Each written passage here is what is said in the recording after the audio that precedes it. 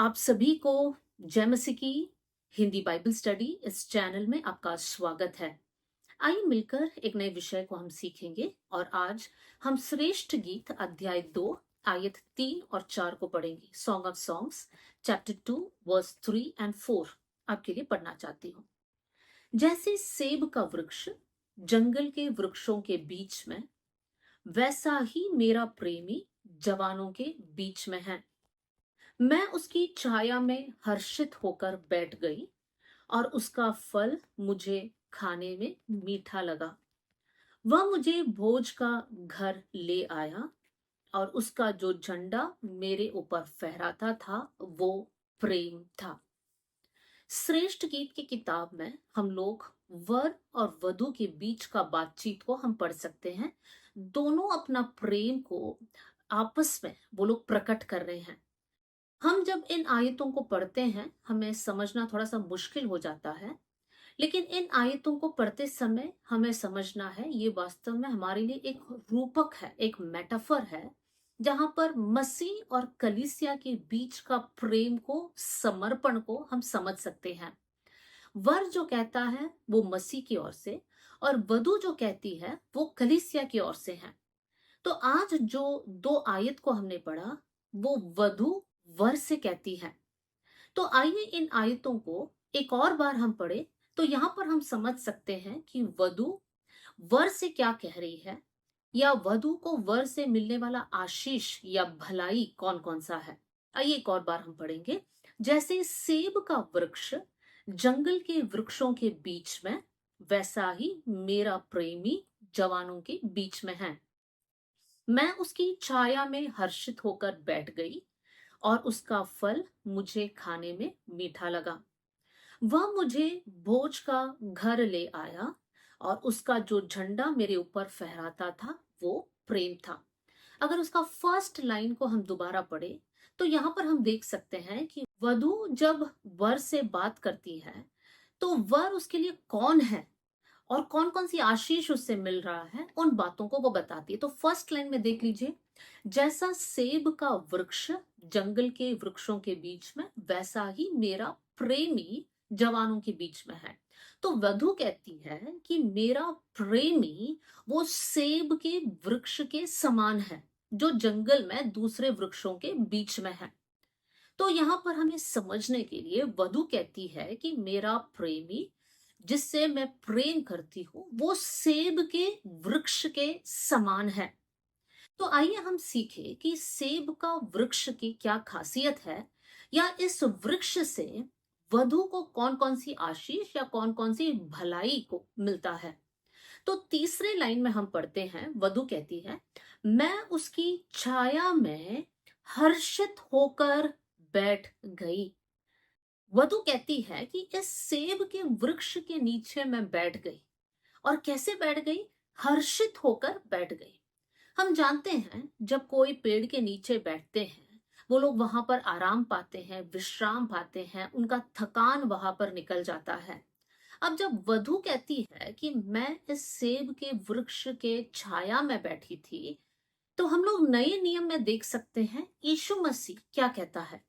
यीशु मसीह मत्ती का सुसमाचार अध्याय 11 आयत 28, मैथ्यू चैप्टर 11 वर्स 28 में यीशु मसीह इस प्रकार कहता है, हे सब परिश्रम करने वालों और बोझ से दबे हुए लोगों, मेरे पास आओ, मैं तुम्हें विश्राम दूंगा।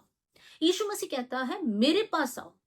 यीशु मसीह किसको बुलाता है? जो बोझ से दबे हुए लोग हैं, जो परिश्रम करने वाले लोग हैं, जो अलग अलग प्रकार के दुख में, संकट में, संघर्ष में, खालीपन में या किसी बात की तलाश में वो लोग हैं, लेकिन उस बात को वो लोग पा नहीं पाए अभी तक। ऐसे लोगों को देखकर यीशु मसीह कहता है तुम थक गए हैं, तुम परिश्रम कर रहे, तुम मेरे पास आओ, मैं तुम्हें विश्राम दूंगा, मैं तुम्हें शांति दूंगा। अब हम दोबारा श्रेष्ठ गीत में आए। वधु क्या कहती है? वधु कहती है मैं उस सेब के वृक्ष की छाया में बैठकर मैं हर्षित हो गई।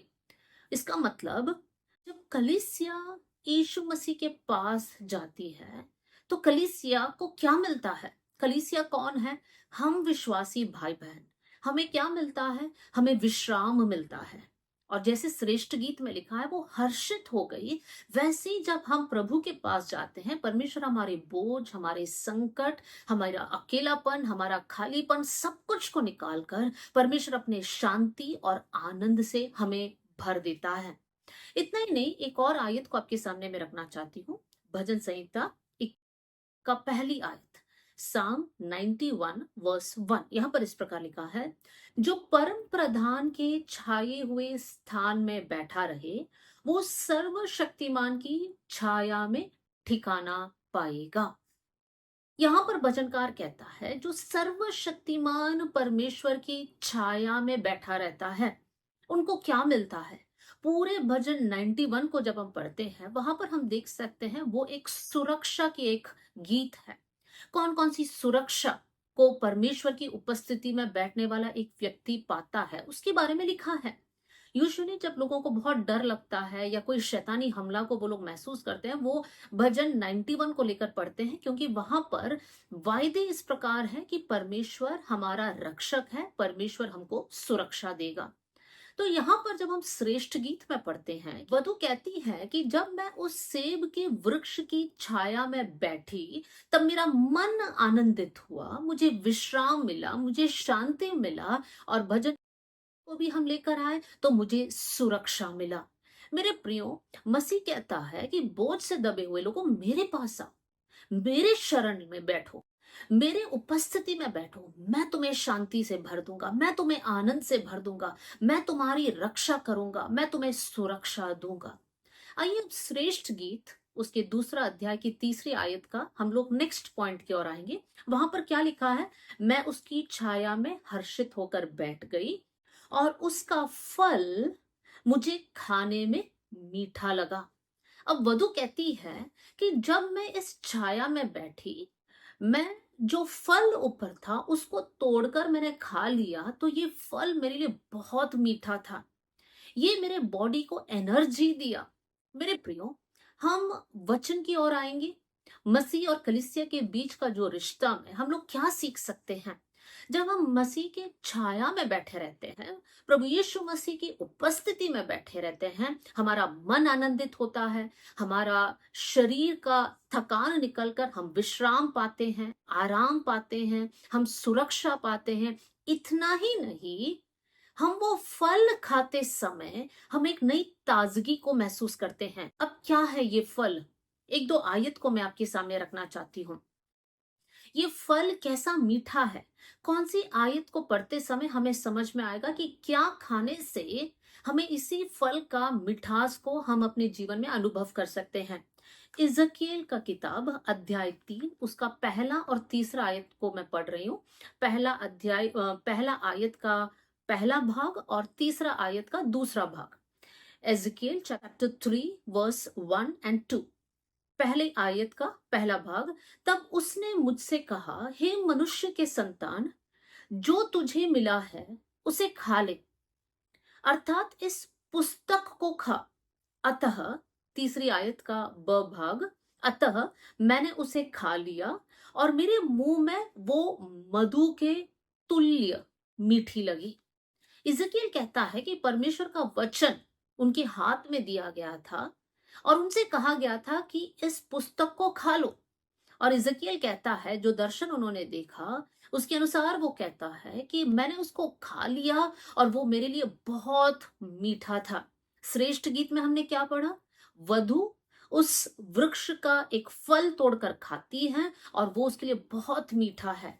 मेरे प्रियो, और भी आयत है जहां पर हम और अच्छे से समझ सकते हैं कि एजकियल जो कहता है वो किस विषय के बारे में कहता है। वो पुस्तक को खाते समय जब मीठा लगा तो वो वास्तव में क्या है, हम पढ़ेंगे भजन 119 और उसका आयत 103, साम 119 वर्स 103। यहां पर लिखा है, तेरे वचन मुझको कैसे मीठे लगे, वे मेरे मुंह में मधु से भी मीठा है। परमेश्वर का वचन को जब हम पढ़ते हैं या फिर जब हम खाते हैं, मतलब हमारे शरीर में, हमारे हृदय में हम छिपा कर रखते हैं, तो ये वचन हमारे लिए बहुत मीठा है, हमारे लिए बहुत आशीष का कारण है, हमारे लिए वो एक ताजगी का कारण है। एक और आयत, भजन 19 का आयत 10, साम 19 वर्स 10। यहाँ पर लिखा है, प्रभु का वचन वो किसके प्रकार है, वे मधु से और टपकने वाले छत्ते से भी बढ़कर मीठा है। यहाँ पर हम देख सकते हैं प्रभु का वचन को जब हम पढ़ते हैं, हम उसके टेस्ट को अनुभव करते हैं, मतलब हम उसमें जब रुचि लेते हैं, वो हमारे लिए बहुत एक आशीष का कारण बन जाता है। इसलिए इरमिया भी ये कहता है, इरमिया अध्याय 15 आयत 16 और 17 में हम पढ़ सकते हैं, जब तेरा वचन मेरे पास पहुंचे तब मैंने उन्हें मानो खा लिया, और तेरे वचन मेरे मन में हर्ष और आनंद का कारण हुआ। तेरा वचन मेरे मन में हर्ष और आनंद का कारण हुआ। आगे, क्योंकि हे सेनाओं के परमेश्वर यहोवा, मैं तेरा कहलाता हूं। जैसा वधु वर का है, तो वैसे ही हम प्रभु के हैं। तो परमेश्वर का वचन को जब हम खाते हैं या परमेश्वर का वचन को जब हम पढ़ते हैं, वो हमारे मन के लिए हर्ष और आनंद का कारण है। आगे देख लीजिए, तेरी छाया मुझ पर हुई, मैं मन बहलाने वालों के बीच में बैठकर प्रसन्न नहीं हुआ। यहां पर यिर्मयाह कहता है, मैं दूसरे लोगों के साथ बैठकर अपना समय को वेस्ट नहीं किया, लेकिन मैं आपकी छाया में बैठा, वहां पर मैं अपना आपका वचन को खाया, और वो मेरे लिए बहुत मीठा था, और वो मेरे लिए एक आनंद और हर्ष का कारण था। देखिए, श्रेष्ठ गीत के साथ कितना एक सिमिलैरिटी को रखता है। तो मेरे प्रियो, यहाँ पर वधु वर से क्या कहती है, वधु वर से कहती है कि मैं उस सेब के वृक्ष की छाया में बैठी तो मेरा मन हर्षित हुआ, मेरा मन आनंदित हुआ, मेरा थकान निकल गया, मैं शांति और विश्राम को पाया। और साथ में वो कहती है कि तेरा फल मेरे लिए बहुत मीठा था। मेरे प्रिय भाई बहनों, जब हम प्रभु की उपस्थिति में बैठते हैं, परम प्रधान की छाया में हम बैठेंगे, तब हमारे जीवन का जितनी भी थकान, जितनी भी संघर्ष, जितनी भी परेशानी है, उन सारे बातों को लेकर जो हम लोग टेंशन लेते हैं, उनका बोझ परमेश्वर ले लेगा, और परमेश्वर हमें आनंद और शांति से भर देगा। इतना ही नहीं मेरे प्रियो, परमेश्वर चाहता है कि हम प्रभु का वचन को पढ़ें, उसमें हम आनंद को पाए। जब हम प्रभु का वचन पढ़ते हैं, उस वचन को हमारे हृदय में हमें छिपा कर रखना है, तब वो आपके जीवन के लिए बहुत मिठास का कारण होगा, एक नई ताजगी और ताकत का कारण होगा। आइए हम लोग दोबारा श्रेष्ठ गीत में जाएंगे। वहां पर लिखा है, और उसका फल मुझे खाने में मीठा लगा। आगे देख लीजिए आयत 4, वह मुझे भोज का घर ले आया। अब वधु कहती है कि मेरा वर ने मुझे भोज का घर ले गया। अब भोज का घर क्या है, अब भोज का घर में बहुत सारे लोग हैं। तो वधु कहती है कि मुझे एक नया परिवार मिला, मुझे संगति मिला। मेरे प्रियो, जब हम मसीह को अपनाया है, मसीह पर विश्वास किया है, हमने उद्धार पाया है, तब हमारा एक बहुत बड़ा परिवार है। कौन है वो परिवार? जो यीशु मसीह के लहू से खरीदे गए हुए लोग हैं। चाहे वो कोई भी भाषा बोलने वाले लोग हैं, कैसे भी दिखने वाले लोग हैं, अलग अलग देशों का एक रूप, एक दिखने का तरीका अलग है, लेकिन फिर भी हम सब मसीह में एक है। हम एक परिवार है। चाहे हम दुनिया के कोई भी कोने में रहने वाले क्यों ना हो, हम सब मसीह के शरीर का एक अंग है। क्योंकि कलीसिया के बारे में लिखा है कि मसीह कलीसिया का सिर है, और कलीसिया उस सिर का देह है। तो हम सब एक ही शरीर के अलग अलग अंग हैं, मतलब हम सब एक है। हमारे बीच में प्रेम होना है, एकता होना है, और हम एक दूसरे के लिए एक सहारा बनना है। तो आइए हम लोग अब ये समझेंगे या ये समझने की कोशिश करेंगे कि भोज का घर का मतलब क्या है।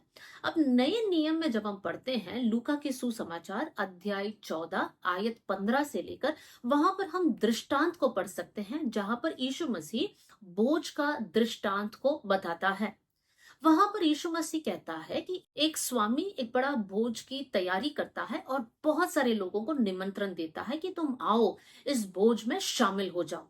लेकिन दुख के साथ उस दृष्टांत में हम पढ़ते हैं कि बहुत सारे लोग अलग अलग बहाना बोलकर या कारण बताकर वो लोग बोझ में आने से मना कर देते हैं। कुछ लोग कहते हैं मैंने एक खेत खरीद लिया है, मुझे उसको देखने जाना है। कुछ लोग कहते हैं कि मैंने बैल खरीदा है, उसको परखने के लिए जाना है। कुछ लोग कहते हैं कि हमारी शादी अब हुई, अब हम नहीं आ सकते हैं।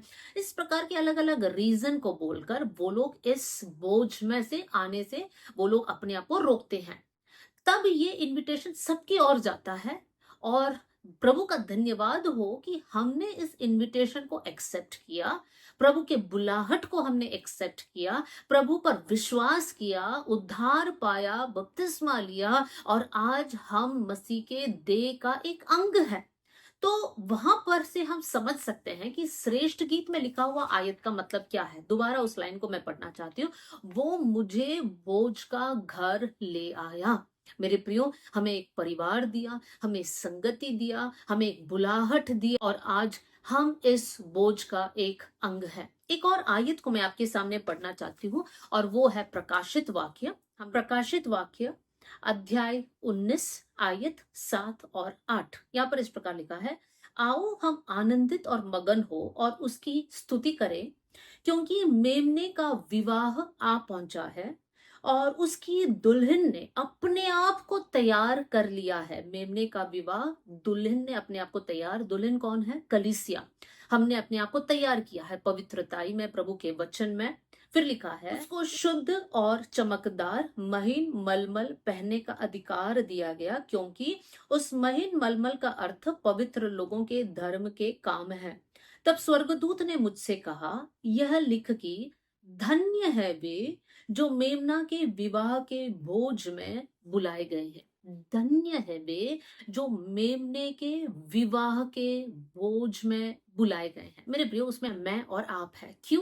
क्योंकि जब हमने सुसमाचार सुना, हमने उस पर विश्वास किया, हमने मसीह को अपनाया, हमने ये विश्वास किया कि यीशु मसीह का उस क्रूस पर मृत्यु के कारण मैंने अपने पापों से क्षमा पाया है और अब वो दिन की इंतजार कर रहे हैं जब हम यीशु के साथ बादलों पर मिलेंगे। वहां पर एक बड़ा बोझ की तैयारी किया गया है और मेरे प्रियो, आज सवाल ये है, क्या हम इसके लिए तैयार हैं? अब हम वापस श्रेष्ठ गीत में आते हैं। वधु अपना प्रेम को जाहिर करते क्या क्या कहती है। उसके स्टार्टिंग से हमने देखा कि वधु कहती है कि मैं उस सेब के वृक्ष की छाया में मैं हर्षित होकर या आनंदित होकर मैं बैठ गई। और फिर लिखा है, उसका फल मुझे मीठा लगा। फिर लिखा है, वह मुझे भोज का घर ले आया। और लास्ट का लाइन, और उसका जो झंडा मेरे ऊपर फहराता था वो प्रेम था। मेरे प्रियो, परमेश्वर का नाम पुराने नियम में यहोवा निस्सी, मतलब परमेश्वर मेरा जय का झंडा है। कौन सा झंडा? जय का झंडा। हम जानते हैं कि हर देश का एक झंडा है और उसका कुछ सिंबल्स है, कुछ प्रतीक है, उसका कुछ मतलब भी है। जब हम मसीह के देह के एक अंग हुए, हम एक परिवार है, हमारी एक संगति है, तो परमेश्वर कहता है कि जो झंडा है वो जय का झंडा है और उसका सिंबल प्रेम है। वचन में वही लिखा है कि उसका जो झंडा मेरे ऊपर फहराता था वो प्रेम था। मेरे प्रियो, जिस बंधन में हम बंध चुके हैं वो है प्रेम का बंधन। एक गीत इस प्रकार है कि प्रभु का प्रेम इतना बड़ा है कि वो बंधन मृत्यु पर भी खत्म नहीं होता है, लेकिन मृत्यु के बाद भी परमेश्वर हमसे वायदा किया है कि तुम मेरे साथ होंगे। तो परमेश्वर ने हमसे कैसे प्रेम किया, मैं 2-3 आयतों को आपके सामने रखना चाहती हूँ ताकि हम प्रभु का प्रेम को हम समझ पाए। यिर्मयाह 31:3, जरमाया 31:3 में हम इस प्रकार पढ़ सकते हैं, मैं तुझसे सदा प्रेम रखता आया हूं। दूसरा अनुवाद में, मैं तुझसे अनंत प्रेम से प्रेम किया हूं। फिर हम पढ़ते हैं यूहन्ना 15:13, जॉन 15:13 में, इससे बड़ा प्रेम किसी का नहीं, कोई अपने मित्रों के लिए अपना प्राण दे दे। मसीह ने हमसे इतना प्रेम किया कि प्रभु यीशु मसीह ने अपना लहू हमारे लिए बहाया, अपने आप को हमारे लिए अर्पण किया। इतना बड़ा प्रेम और कौन हमें दिखा सकता है? कोई नहीं मेरे प्रियो। फिर पहला यूहन्ना 4:19 में हम पढ़ते हैं, उसने हमसे पहले प्रेम किया। मसीह का प्रेम की खासियत यह है, अनंत प्रेम है, एक बड़ा कीमत दिया है उस प्रेम के लिए और सबसे पहला प्रेम मसीह ने हमसे किया है। और हम कैसे थे उस समय पर? रोमियो 5 का 8, रोमन्स 5 वर्स 8 में हम पढ़ सकते हैं, परंतु परमेश्वर हम पर अपने प्रेम की भलाई इस रीति से प्रकट किया कि जब हम पापी ही थे तभी मसीह हमारे लिए मरा। मेरे प्रियो, जब हम पापी थे, हम बुरे थे, हम गंदगी में डूबे हुए थे, तब प्रभु का प्रेम हम तक पहुंचा। तो आज हम लोग इस बात को समझ सकते हैं। क्या समझ सकते हैं? कि हमारा परमेश्वर जो झंडा हम पर लहराता है, वो जय का झंडा है और वो प्रेम को दर्शाता है। परमेश्वर हमसे प्रेम करता है। क्या आप प्रभु से प्रेम करते हैं? जो वधु कहती है, क्या हम कलीसिया वो करते हैं? क्या हम परम प्रधान की छाया में बैठे हैं? क्या हमने आनंद और हर्ष का अनुभव किया है, या आज भी हम बोझ और चिंता और टेंशन लेकर घूम रहे हैं? प्रभु ने आपको इस विषय के लिए नहीं बुलाया कि आप दुखी होकर रहे। हाँ, संघर्ष होगा, लेकिन उस संघर्ष के बीच में भी परमेश्वर हमारे जीवन में आनंद को भर देता है। फिर वधु कहती है, मैं उसके फल को खाया और वो मेरे मुंह में बहुत मीठा था।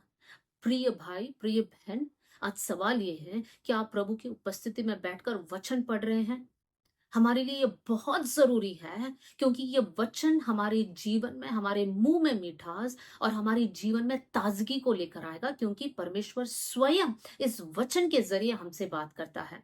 आप प्रभु के वचन को सुनना चाहते हैं, प्रभु की आवाज को सुनना चाहते हैं, बाइबल पढ़िएगा। इसलिए वचन में लिखा है कि मेरी भेड़ मेरी आवाज सुनती है, मेरी भेड़ मेरी आवाज पहचानती है।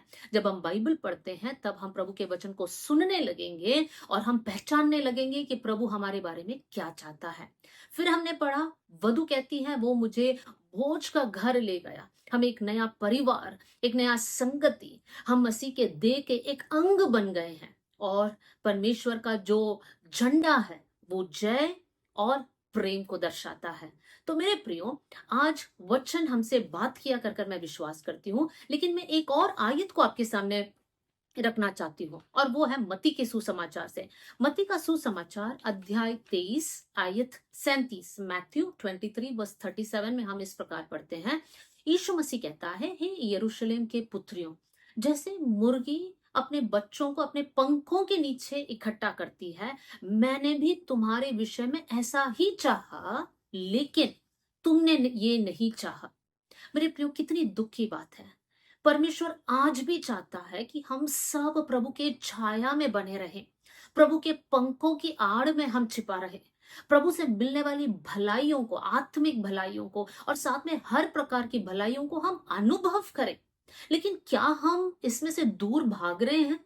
बहुत सारे लोग अलग अलग रीजन बोलकर प्रभु से दूर भागते हैं, लेकिन मैं और आप आज ये फैसला बनाएं कि हम प्रभु के निकट रहेंगे, प्रभु की छाया में बने रहेंगे, उस फल को खाएंगे, उस शरीर का अंग रहकर हम मसीह के राज्य की बढ़ोतरी के लिए हमारा पूरा योगदान देंगे। प्रभु का प्रेम को समझकर उसी प्रेम को हम दूसरे लोगों तक पहुंचाएंगे। आइए हम लोग प्रार्थना करें।